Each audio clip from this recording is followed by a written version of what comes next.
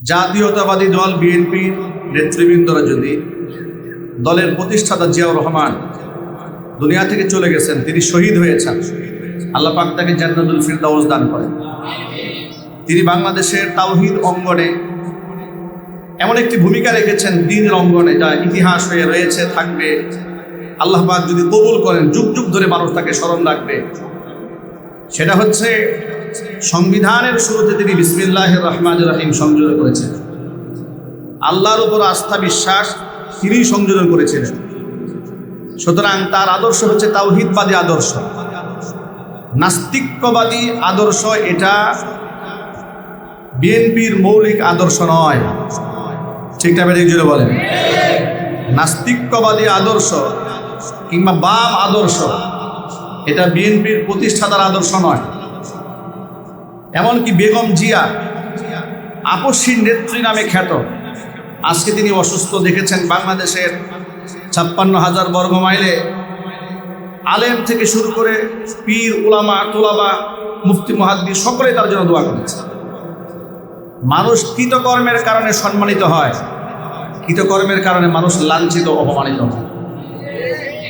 একদিক থেকে বিএনপি নেত্রী বেগম জিয়ার জন্য কোটি মানুষ দোয়া করে তার নেক হায়াতের জন্য, সুস্থতার জন্য। পক্ষান্তরে আরেকজন প্রাইম মিনিস্টার ছিলেন বাংলাদেশে, লম্বা সময় বাংলাদেশের শাসনের নামে যিনি শোষণ করেছেন, রাষ্ট্র পরিচালনার নামে যিনি মানুষের উপর জুলুম নির্যাতন করেছেন, তার জন্য মানুষ দোয়া করে যেন খুব তাড়াতাড়ি তার ফাঁসি হয়।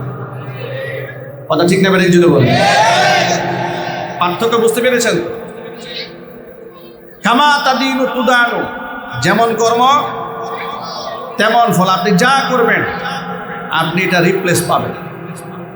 মনে রাখবেন, যে কোনো ভালো কাজের মূল রেজাল্ট পাবো আমরা পরকালে।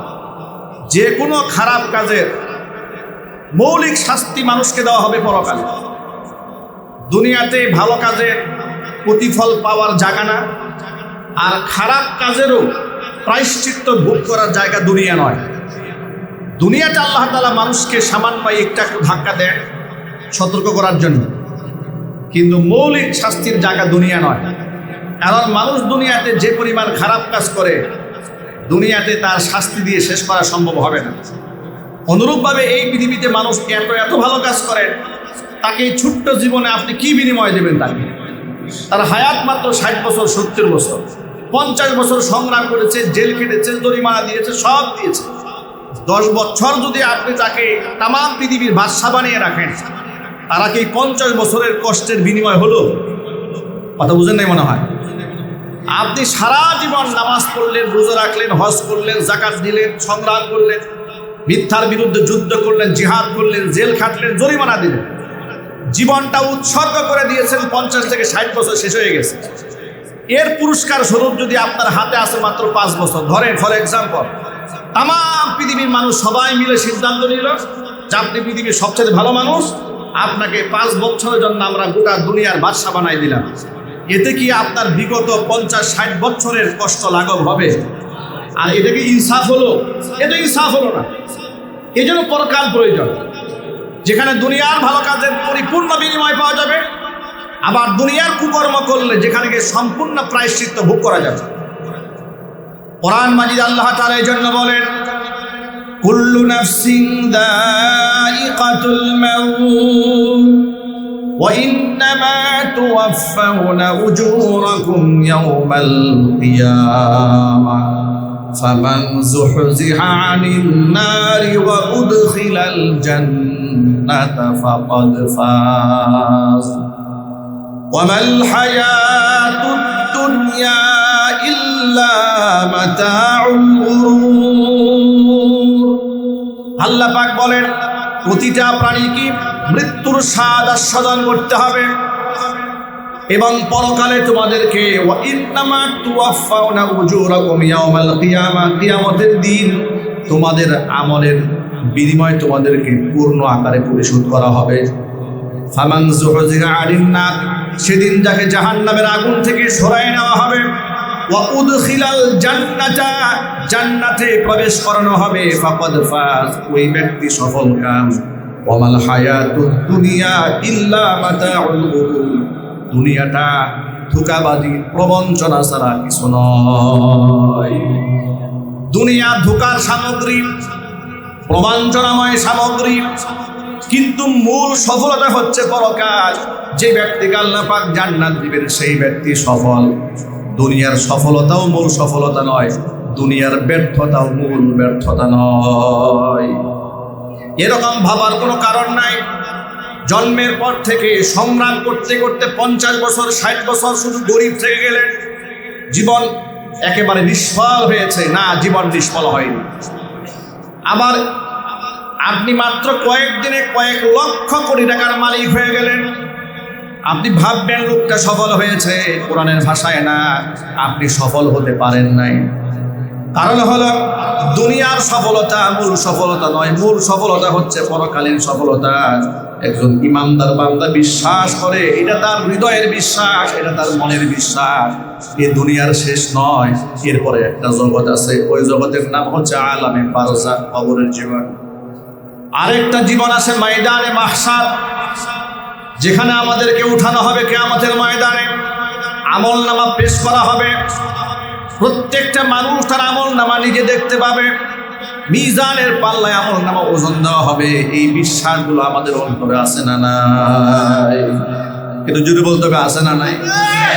এই বিশ্বাস যাদের অন্তরে আছে তাদের বিষয়টা একরকম, আর এই বিশ্বাস যাদের নাই তাদের বিষয়টা সম্পূর্ণ আলাদা। এই বিশ্বাস নিয়ে যদি বান্দা কাজ করে তাহলে ছোট্ট ছোট্ট আমলগুলোকে আল্লাহ তাআলা রিজার্ভ রাখবেন। রিজার্ভ রেখে কাল কিয়ামতের ময়দানে ছোট্ট ছোট্ট এক একটা আমলকে পাহাড় সমতুল্য করে আমল নামায় আল্লাহ পাক ওজন দিয়ে দিবেন। কিন্তু বেজ হচ্ছে ইমান। ইমানের বেজটা যদি না থাকে, আপনি যত ভালো কাজ করেন, যদি ইমানের ব্যাপারে সন্দিহান হন, আপনার মনের মধ্যে যদি এরকম হয় জান্নাত থাকতেও পারে নাও থাকতে পারে, জাহান্নাম হতেও পারে নাও হতে পারে, ফেরেশতারা বলে, হুজুররা বলেছেন ফেরেশতারা আছে, জীবনে দেখলাম না, নাও থাকতে পারে। হুজুররা বলেছেন যে কবরে সুয়াল জবাব হয়। যেহেতু আজ পর্যন্ত কবর থেকে কেউ উঠে এসে আমাদেরকে বলে নাই যে একটু আগে গেলাম কবরে, এরপরে দুজন ফেরেশতা আসলেন, উঠালেন, উঠিয়ে জিজ্ঞেস করলো মান রব্বুকা ওয়া মান নাবিয়ুকা ওয়া মা দীনুকা। এরপরে প্রশ্নের জবাব দিলাম, প্রশস্ত একটা জায়গা হয়ে গেল। এই ধরনের স্টেটমেন্ট কবর থেকে উঠে এসে কেউ কি আমাদের সামনে দিয়েছে? আরো জোরে বলেন, কেউ দেয়নি। কিন্তু এগুলা কি সত্য না অসত্য? যদি কারো মনের মধ্যে সামান্য সংশয় থাকে, জীবনে দেখলাম না, হুজুররা কবরে আযাবের কথা বলেন, তো কখনো চিৎকার আওয়াজ শুনি না, নাও হতে পারে, নাউযুবিল্লাহি মিন। এই ধরনের সংশয় কি অন্তরে কখনো আসে? আল্লাহ পাক যেন হেফাজত করেন, জোরে কোন আমিন। ইমানের ব্যাপারে কখনো সংশয়বাদী হওয়া যাবে না। সংশয়বাদী হওয়ার পরে আপনি পাহাড় সমতুল্য আমল যদি করেন কোনো ফায়দা হবে না। কোরআন মাজিদের সূরা কাহফের শেষ দিকে মহান আল্লাহ পাক বলেছেন, কুল হাল নুনাব্বিউকুম বিল আখসারিনা আমালা আল্লাযীনা দাল্লা সা'য়ুহুম ফিল হায়াতিদ দুনিয়া ওয়া হুম ইয়াহসাবুনা আন্নাহুম ইউহসিনুনা সুনআ। নবী, আপনি মানুষদেরকে বলেন, হাল নুনাব্বিউকুম বিল আখসারিনা আমালা, আমলের দিক থেকে সবচেয়ে ক্ষতিগ্রস্ত ব্যক্তিকে তোমাদেরকে আমি বলে দেব না? ঠান্ডা মাথায় পয়েন্টটা খেয়াল করেন। আমলের দিক থেকে সবচেয়ে ক্ষতিগ্রস্ত ব্যক্তিকে, আল্লাযীনা দাল্লা সা'য়ুহুম ফিল হায়াতিদ দুনিয়া, পার্থিব জীবনে যার সকল কাজ এবং চেষ্টা সব নিষ্ফল হয়ে যাবে, বিফল হয়ে যাবে। আমি কি তাদের কথা বলে দেব না? তারা কারা? সমস্ত আমল নামা তাদের বরবাদ হয়ে যাবে, অথচ হুম ইয়াহসাবুনা আন্নাহুম ইউহসিনুনা সুনআ, তারা ধারণা করে তারা অনেক ভালো ভালো কাজ করছে, তারা মানবতার কাজ করে, জনগণের জন্য কাজ করে, সমাজ সেবা করে, দুঃখ দুর্দশাগ্রস্ত মানুষের পাশে গিয়ে দাঁড়ায়, এতিমকে সাহায্য করে, বিধবাকে সাহায্য করে, মসজিদ মাদ্রাসায় দান করে, কিংবা দরিদ্র রাষ্ট্রে দান করে। এক্সাম্পল দিয়ে বলি বোঝাবার জন্য, জাপান একটি উন্নত রাষ্ট্র, ধনী রাষ্ট্র, ঠিক না বেঠিক? সেই ধনী রাষ্ট্রটা গোটা পৃথিবীর অসংখ্য দরিদ্র রাষ্ট্রকে সহযোগিতা দেয়। সহযোগিতা করে না ভাই? সহযোগিতা করে। এমনকি America Donald Trump billion billion dollar পৃথিবীর দরিদ্র রাষ্ট্রগুলোকে দান করে, অনুদান দেয়। অনুদান দিয়ে তাদের কবজার মধ্যে তারা রাখে, তারা শাসন করে, মোরলগিরি করে, বিশ্বের মধ্যে তারা মোরল রাষ্ট্র। এই যে দেখবেন যে খ্রিস্টান মিশনারিরা আমাদের বাংলাদেশের রোহিঙ্গা মুসলমানদেরকে ক্যাম্প করে দিয়েছে, তাদেরকে বিলিয়ন বিলিয়ন ডলারের অনুদান দিয়েছে, তাদেরকে স্কুল বানিয়ে দিয়েছে লেখাপড়া করার জন্য, তাদেরকে কাউন্সিলিং করার জন্য টিম তৈরি করে দিয়েছে, হসপিটাল করে দিয়েছে চিকিৎসার জন্য, খাদ্য দিচ্ছে, বাসস্থান দিচ্ছে, শিক্ষা দিচ্ছে, পোশাক দিচ্ছে। এই এত ভালো ভালো কাজ তারা করছে, কিন্তু ওদের ইমান নাই। কি নাই জোরে বলুন তো ভাই? ইমান নাই। ইমান না থাকার কারণে যেটা হয়েছে, দুনিয়াতেই তাদের সমস্ত ফলগুলো শেষ হয়ে যাবে। যেহেতু তাদের জান্নাত সম্পর্কে ইমান নাই, আল্লাহ সম্পর্কে ইমান নাই, আল্লাহ রাব্বুল আলামিন বলছেন যে এই সমস্ত ব্যক্তিরা, এরাই আমলের দিক থেকে এত বেশি ক্ষতিগ্রস্ত। উলাইকাল্লাযীনা হাবিতাত আমালুহুম, এদের সমস্ত আমলগুলো বরবাদ হয়ে যাবে। ফালা নুকিমু লাহুম ইয়াউমাল কিয়ামাতি ওয়াজনা, কিয়ামতের মাঠে আমি এদের জন্য আমলনামা ওজন দেওয়ার জন্য কোনো মানদণ্ড আমি দাঁড় করাবই না, এদের জন্য কোনো মিজানের পাল্লা নাই। এরা বিনা হিসেবে জাহান্নামী, এরা বিনা হিসেবে কি জাহান্নামী। আল্লাহ ব্যাখ্যা করে বলেছেন কেন জাহান্নামী, কেন ওরা জাহান্নামী। যালিকা জাযাউহুম জাহান্নামু বিমা কাফারু ওয়াত্তাখাযু আয়াতি ওয়া রুসুলি হুজুয়া। ওদের ঠিকানা জাহান্নাম, ওদের প্রায়শ্চিত্ত জাহান্নাম। যালিকা জাযাউহুম জাহান্নাম বিমা কাফারু, কারণ তারা কুফরি করেছে, অস্বীকার করেছে। ওয়াত্তাখাযু আয়াতি ওয়া রুসুলি হুজুয়া, আমার নাজিলকৃত আয়াত এবং আমার রসুলদেরকে তামাশা করেছে, ঠাট্টা এবং বিদ্রুপ করেছে। আজকে দুঃখ লাগে, অমুসলিমরা যদি আল্লাহর কোনো বিধান নিয়ে হাসি তামাশা করে, এটা অন্তরে ব্যথা লাগে না, কারণ সে জানে না। কোনো মুসলমান যদি আল্লাহর দেওয়া কোরআন সুন্নাহর কোনো বিধানকে অস্বীকার করে, অবজ্ঞা করে, তুচ্ছ করে, তাচ্ছিল্য করে, তাহলে আমাদের অন্তরে ব্যথা লাগে কিনা জোরে বলেন? আল্লাহর আয়াত আপনি মানতে পারেন না, এটা আপনার ব্যর্থতা। এটা আপনি কি বলতে পারেন যে আমি শরিয়া বিশ্বাস করি না? জোরে বলতে হবে। আপনার কি কথা বলার কোনো রাইট আছে? আমি আশ্চর্য হয়ে যাই, এই বাংলাদেশের প্রথম সারির রাজনীতিবিদ কিছু নেতা আছে, বক্তব্য দেওয়ার সময় তারা কি খেয়ে বক্তব্য দেয় আমার মাথায় ধরে না।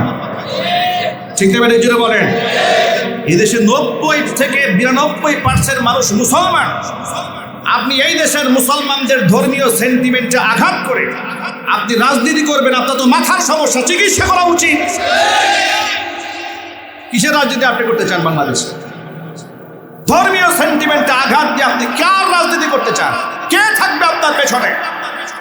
মনে রাখবেন, গোটা তাওহীদপন্থী মুসলমানদেরকে খেপিয়ে তোলে, আলেম ওলামাদেরকে আপনার বিরুদ্ধে দাঁড় করিয়ে দিয়ে রাজনীতি যদি করতে চান, স্বৈরাচারী হাসিনার থেকে শিক্ষা গ্রহণ করেন। আপনি আর কি মেকানিজম সাজিয়েছেন? আপনার চেয়ে হাজার লক্ষ গুণ গভীর মেকানিজম স্বৈরাচারী হাসিনা এই বাংলাদেশে তৈরি করেছে। প্রশাসন থেকে শুরু করে, গোয়েন্দা বিভাগ থেকে শুরু করে, এনএসআই বলেন, ডিজিএফআই বলেন, এরপরে আপনি ডিবি বলেন, পুলিশ প্রধান বলেন, সেনাবাহিনী প্রধান বলেন, সমস্ত সেক্টরগুলোর মাথাগুলাকে দলীয় লুক দিয়ে শাসনের নামে শোষণ করেছে, মানুষদেরকে গুম করেছে, খুন করেছে। আলেম ওলামারা কোরআনের কথা মঞ্চে সাহস নিয়ে বলতেও পারে না, জঙ্গিবাদের মামলা দিয়ে দিয়েছে। আলেমদেরকে এইভাবে রাষ্ট্রের শত্রু বানিয়ে, রাষ্ট্রের বোঝা বানিয়ে কতটুকু সম্মানিত হাসিনা হয়েছে আপনারা দেখতে পান নাই? এই দেশের কিছু নেতারা দেখি এখনো পর্যন্ত হাসিনার সুরে কথা বলে। কথা ঠিক নেবে? ঠিক।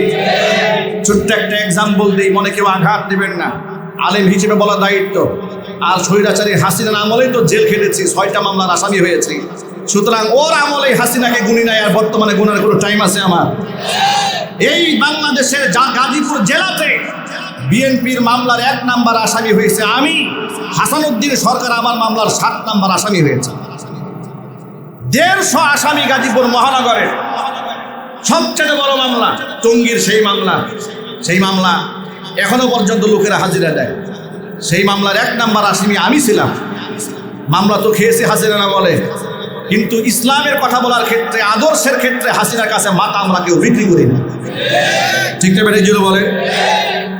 এক্সাম্পল দিয়া বলি ভাইরা আমার, আপনি বিএনপি না আওয়ামী লীগ না জাতীয় পার্টি না জামাত, এটা আপনার রাজনৈতিক আপনার পছন্দ, আমি এই পছন্দে হাত দেব না।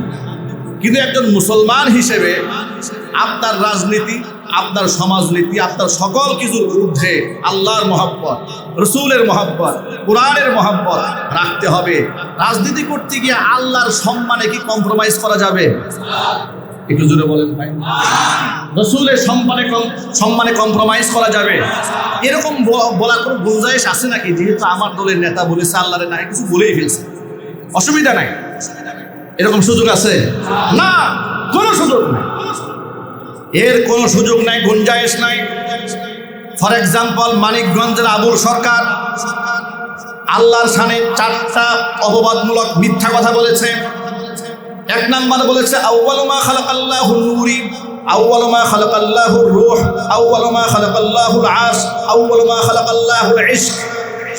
এগুলো নাকি আল্লাহর কথা, অথচ আল্লাহর নামে কসম করে বলি এগুলো একটাও আল্লাহর কথা নয়। আল্লাহর নামে কথা বলে আল্লাহর কি এক কথা আরেক কথার কোনোদিন বিরুদ্ধে যাবে? দুজনে বলেন আপনারা, আল্লাহর কথা কোনো ভুল হয়? ভুল হওয়ার কোনো সম্ভাবনা আছে? কোন উন্মাদ আর পাগল ছাড়া কি কল্পনা করতে পারে যে আল্লাহ তাআলা দ্বিমুখী কথা বলবেন? উন্মাদ, পাগল, গাঁজাখোর, মদখোর এবং লেভেল ছাড়া ডেট এক্সপায়ার গাঞ্জাখোর ছাড়া কেউ এই কথা বিশ্বাস করতে পারে না যে আমার আল্লাহ এক মুখে 2 কথা কয়। কথা ঠিক না? বেরিয়ে চলে বলবে এই লোকটি বাউল গানের নামে আল্লাহর সানে করলো বিয়াদব গেল এক। এরপরে বললো আল্লাহ এক মুখে কয় কথা বলবো, ওটা কি মুখ না অন্য কিছু? নাউজুবিল্লাহ, ওটা আর মুখে উচ্চারণ করা সম্ভব না। এরপরে সে মুখের দিকে ইঙ্গিত করেছে নিজের ভাষার দিকে। চিন্তা করেন, আল্লাহর সামনে এত বড় গুস্তাখি করেছে, ও কি বাউল না ফাউল দেখার কি সময় আছে আমাদের? এক কথা একদম পরিষ্কার, আল্লাহকে ব্যঙ্গ করেছে। কোন প্রকার রাজনীতি এই ক্ষেত্রে চলবে না, বরং এই ক্ষুধাদ্রোহীর পক্ষে যে কথা বলবে তাকেই জুতা পিটা করা হবে। আশ্চর্য হয়ে যায়, বড় রাজনীতিবিদ বলে ফেললেন যে উগ্র ধর্মান্ধ গোষ্ঠী বাউলদের উপর হামলা করেছে। নাউজুবিল্লাহি মিন যালিক। আল্লাহর এত বড় বাজে কথা বলে গালি দিল, তার মনে কষ্ট লাগে নাই? বাউলের জন্য এত মায়া লেগেছে তোমার? তাহলে মনে রেখো, তোমার ঠিকানা হাসিনার ঠিকানা হবে। পরিষ্কার বার্তা। আমি আমার সকল ভাইদের উদাত্ত আহ্বান জানাচ্ছি, কোরআন মাজিদের ছোট্ট একটা আয়াতে কারিমা আপনাদের সামনে আমি স্মরণ করাই দিব এখন। এটা মনে রাখবেন, টু দ্য পয়েন্ট। এটা যে আব্দুর রহিম আল মাদানী হুজুর বয়ান করেছে, এটা মনে রাখার কোনো দরকার নেই। আপনাকে আমি একটা আয়াত স্মরণ করাই দেব, কারণ আমার ভুল হতে পারে, আমার আল্লাহর আয়াতে ভুল হতে পারে, আল্লাহর কথায় ভুল আছে। এবার একটু মিলাই নেন ঠান্ডা মাথায়। কোরআন মাজিদের 28 নম্বর পারার হিফজ কোরআন মাজিদের 4 নম্বর পৃষ্ঠা খুলবেন, 22 নম্বর আয়াতটা আপনি নিজে তেলাওয়াত করবেন। বাংলা তরজমা এখন কিনতে পাওয়া যায়, মোবাইল অ্যাপসে সার্চ দিলেও পেয়ে যাবেন। দেখেন আল্লাহ তাআলা আয়াতের মধ্যে কি বলেছেন। আল্লাহ পাক বলেন, লা তাজিদু কওমান ইউমিনুনা বিল্লাহি ওয়াল ইয়াউমিল আখির ইউআদ্দুনা মান হাদ্দাল্লাহা ওয়া রাসূলাহু ওয়ালাউ কানু আবাআহুম আও আবনাআহুম আও ইখওয়ানাহুম আও আশীরাতাহুম উলাইকা কাতাবা ফি কুলুবিহিমুল ঈমান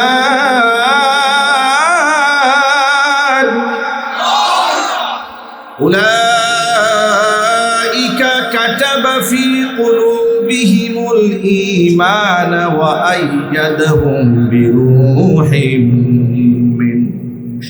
আমার আল্লাহ পাক সূরাতুল মুজাদালার সর্বশেষ আয়াত আল্লাহ বলছেন, ও আমার হাবিব, যে সমস্ত ব্যক্তিরা ঈমান আনে আমি আল্লাহর উপরে, ঈমান আনে পরকালের উপরে, এক কথায় ঈমানদার বান্দা যারা, তারা কখনো ওই সমস্ত ব্যক্তিদের সাথে সম্পর্ক রাখতে পারে না, সখ্যতা রাখতে পারে না, মুহাব্বত করতে পারে না, তাদের সাথে আন্তরিকতা রাখতে পারে না, যে সমস্ত মানুষগুলা শত্রুতা করে আমি আল্লাহর সাথে এবং আমার রাসূলের সাথে। আল্লাহর শত্রু এবং রাসূলের শত্রু, তারা কি আমাদের বন্ধু? জোরে বলেন। ফর এক্সাম্পল বলি, দেখুন আজকে আমাদের এখানকার মাহফিলের প্রধান অতিথি জনাব মোহাম্মদ রাকিবউদ্দিন সরকার, তার কর্মী আপনারা যারা আছেন তারা কি ঘৃণা করেন না মহব্বত করেন? তাকে মহব্বত করার কারণে এতগুলো লোক আপনারা ছুটে এসেছেন এখানে। এখন তাকে যদি কেউ সম্মানহানি করে, তাকে যদি কেউ কষ্ট দেয়, আপনাদের মনে আঘাত লাগবে না? আপনাদের দলের চেয়ারপারসনকে কেউ যদি গালমন্দ করে, আপনার মনে আঘাত লাগবে না? কিন্তু জুড়ে বলেন। আপনার দলের ভারপ্রাপ্ত চেয়ারম্যান জনাব তারেক রহমান সাহেব, যদি তার বিরুদ্ধে কেউ গালমন্দ করে, আপনাদের মনে আঘাত লাগবে না? কেন? কারণ তার নেতৃত্ব আপনারা করেন, তাকে একটা শ্রদ্ধার আসনে আপনারা বসিয়ে রেখেছেন, সম্মানের জায়গা। আপনারা তার নেতৃত্ব মানেন বলে তার সম্মানে আঘাত লাগুক, এটা আপনারা পছন্দ করেন, ঠিক কিনা বলেন? অনুরূপভাবে জামাত ইসলামী যারা করে, তাদের দলের আমির ডক্টর শফিকুর রহমানের বিরুদ্ধে যদি কেউ কথাবার্তা বলে, ইলিগেল আর আনলিগেল দেখার দরকার নেই, কথা বলে না। তার দলের কর্মীরা প্রতিবাদ জানাবেন, আন্দোলন করবেন, যদি ভুলও কিছু বলে থাকে প্রয়োজনে এটা ব্যাখ্যা দিয়ে হলেও ঠিক করার চেষ্টা করবেন, ঠিক না? যদি বলেন এটা বাস্তবতা বললাম। তাহলে আমি যদি জিজ্ঞেস করি, আপনার দলের একটা নেতা কর্মীর মান সম্মানে আঘাত দিলে আপনি এত ক্ষিপ্ত হন, আপনি দৌড়ে হাইকোর্টে চলে যান রিট করার জন্য, আপনি চলে যান আদালত প্রাঙ্গণে, আপনি তার সম্মানহানি হয়েছে এই জন্য আপনি তার বিরুদ্ধে মামলা করতে যান, আঘাত লেগেছে বিদায়। আর ক্ষমতা যদি বেশি থাকে লাঠি নিয়ে রাস্তায় নামেন। নেতা কর্মীর ব্যাপারে আপনি এত সিনসিয়ার, আপনাকে টাচ করা যায় না, ধরা যায় না, শোয়া যায় না, কথা বলা যায় না, ঘাড় মটকাই দিবেন, ঠ্যাং ভাঙ্গাই দেবেন। আর আল্লাহর সামনে যখন বিয়াদবি হয় তখন আপনি চুপ কেন? মুসলমানের সন্তান, কথা ঠিক না? যদি বলেন, যদি মুসলমানের সন্তান হয়ে থাকেন আর আল্লাহকে রব মানের, বিশ্বাস করেন, হুদাদ্রোহী নাস্তিককে আপনি ভালোবাসেন কি করে? বাউলের পক্ষে কথা বলেন কি করে? বরং দল মত নির্বিশেষে প্রত্যেকটা মুসলমানের কণ্ঠে আওয়াজ একটা উঠবে, হুদাদ্রোহী যেখানে পাওয়া যাবে সেখানেই শায়েস্ত করা হবে। আপনি তো আওয়াজ তুলবেন এটা যে সরকার তাকে গ্রেফতার করেছে, তার সর্বোচ্চ শাস্তি দিতে হবে। সেটা না বলে আপনি কি বলেন? আপনি বলেন নিঃশর্ত মুক্তি চায়। বাউলরা দেশের ঐতিহ্য ইতিহাস ধরে রেখেছে, ইতিহাস ধরে রেখেছে। আল্লাহর গালি দেওয়ার নামে ইতিহাস ধরে রাখা। আবার তারা কি বলে জানেন? আরেকটা ব্যাখ্যা করে বলে যে এটা হচ্ছে ফ্রিডম স্পিচ, এটা হচ্ছে বাক স্বাধীনতা, মানে মুখের স্বাধীনতা, সে যা ইচ্ছা তাই নাকি বলতে পারে, এটা নাকি গণতান্ত্রিক চিন্তা চেতনা। বাক স্বাধীনতা এক জিনিস, বাক স্বেচ্ছাচারিতা আরেক জিনিস। পৃথিবীর কোন জায়গার মধ্যে আপনারা যে ঢঙে বাক স্বাধীনতার কথা বলেন, এই বাক স্বাধীনতার পৃথিবীর কোথাও এলাও নয়, ঠিক না? জুড়ে বলেন। আপনি আমেরিকাতে গিয়ে ঈসা আলাইহিস সালাতুসসালামকে গালি দিতে পারবেন? আপনার বাবার সেই সাহস আছে? একে কল্লা উড়াই দেবে। তাহলে আপনি কিসের বাক স্বাধীনতা খুঁজেন? আপনি কি বাংলাদেশের সীমানায় দাঁড়িয়ে এই দেশের স্বাধীনতা নিয়ে গালমন্দ করতে পারবেন? চেতনার বিরুদ্ধে আঘাত লাগবে, চেতনাবাজরা মশাল নিয়ে দাঁড়ায় যাবে। এর মানে ফ্রিডম স্পিচ বলতে, বাক স্বাধীনতা বলতে তারা বোঝায় যে তারা যাকে মানে সেক্ষেত্রে আপনি টু শব্দ করতে পারবেন না, আপনি অ্যাকশনে চলে যাবেন। তো আপনি যখন দেখব যে আপনি আল্লাহর উপরে আঘাত দিয়েছেন আর আমি বলবো আপনি বাক স্বাধীনতা করেছেন, আল্লাহর উপর গালি দেওয়া যদি তোমাদের বাক স্বাধীনতা হয়, তোমার কল্লা উড়াই দাও আমার হাতের স্বাধীনতা। কথা ঠিক দেবে, ঠিক চিল্লায় বলো মুসলমান। মুসলমানদের ইমানের জায়গার মধ্যে কোনো প্রকার আপনি হাত দিতে পারবেন না, এটা সর্বোচ্চ জায়গা, এখানে কোনো কম্প্রোমাইজ চলে না। আল্লাহ পাক এই কথাটা বুঝার তৌফিক আমাদেরকে দান করেন। ভাইরা, আপনাদেরকে আমি অনেক অনেক তাহাজ্জুদের আমল, জিকির আজকারের আমল, এগুলা এই মুহূর্তের মধ্যে বলে শেষ করতে পারবো না, একটা ব্যক্তি আমল। ছোট্ট একটা হাদিস বলে আমি আমার সংক্ষিপ্ত বক্তব্য শেষ করব। আনাস ইবনে মালিক রাদিয়াল্লাহু তাআলা আনহু হাদিসের রাবী। হযরত আনাস বলেন, খরাজনা মান নবী সাল্লাল্লাহু আলাইহি ওয়াসাল্লাম মিনাল মসজিদিন নববী। হযরত আনাস বলেন, রাসূলের সাথে আমি নামাজ পড়ে একসাথে হুজুরের সাথে মসজিদ নববী থেকে বের হলাম। ফাজাআ রাজুলুন, এমন সময় একজন ব্যক্তি এলেন। ওয়া সাআলা, হুজুরকে প্রশ্ন করলেন, মাতা তাকুমুস সাআ ইয়া রাসূলুল্লাহ, হে আল্লাহর রাসূল কিয়ামত কবে কায়েম হবে? ফাসাকাতা, রাসূল চুপ হয়ে গেলেন, কোনো জবাব দিলেন। আবার জিজ্ঞেস করলেন, হে আল্লাহর নবী, বললেন না কিয়ামত কবে কায়েম হবে? তিনি চুপ হয়ে গেলেন, জবাব দিলেন না। তৃতীয়বার আবারও জিজ্ঞেস করলেন, নবীজি বললেন না কবে কিয়ামত হবে? এবার আল্লাহর হাবিব তাকে পাল্টা প্রশ্ন করলেন, কিয়ামতের দিন তারিখ নিয়ে এত পাগল পারা হয়ে গেছো, ফামা আদাত তালাহা, কিয়ামতের জন্য তোমার প্রস্তুতি কি? কিয়ামতের মাঠ তো বড় ভয়াবহ মাঠ। মা তার ছেলেকে চিনবে না, ভাই ভাইয়ের পরিচয় দেবে না, পিতা পুত্রের পরিচয় দিবে না, পুত্র পিতার পরিচয় দিবে না। ওই কিয়ামতের জন্য তোমার প্রস্তুতি কি? সাহাবী তখন বলেন, ও আল্লাহর হাবিব, কিয়ামতের জন্য অনেক নামাজ, অনেক রোজা, যাকাত, দান, সদকা কিচ্ছু জমা করতে পারে নাই। আমল সামান্য যা করার করেছি। যদিও সাহাবা একরাম কোনো ফরজ তরক করেন নাই, কোনো ওয়াজিব তরক করেন নাই। সুবহানাল্লাহ। ফরজ ওয়াজিব তো দূরের কথা, একটা সুন্নত তারা ছেড়ে দেন নাই। আল্লাহু আকবার। এরপরেও নিজেদেরকে কত ছোট মনে করতেন। তারা বলেন, তেমন নামাজ পড়িনি, তেমন রোজা রাখিনি, তেমন অনেক বেশি দান সৎকার করিনি, তবে অন্তর থেকে আল্লাহ এবং তার রাসূলকে বড্ড ভালোবাসি।